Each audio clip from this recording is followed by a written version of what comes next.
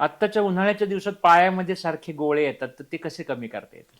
बऱ्याचदा उन्हाळ्यामध्ये रिहायड्रेशन होत नाही. हं. शरीर डिहायड्रेट होतं आणि त्याच्यामुळे काही क्षार कमी होतात किंवा क्षारांची कमतरता जाणवते.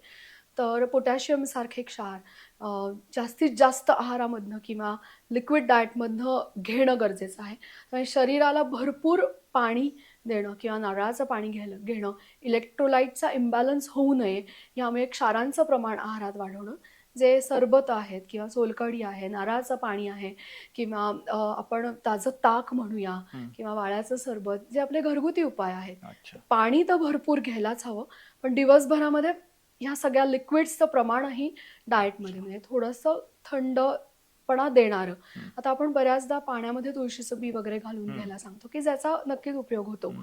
तर जर पायात गोळे येत असतील, तर डिहायड्रेटेड राहू नका. भरपूर पाणी आणि लिक्विड डाएटचा ओके. आहारामध्ये वापर करणं गरजेचं आहे. ह्याच्यामध्ये पन्हं पण राहू शकतं.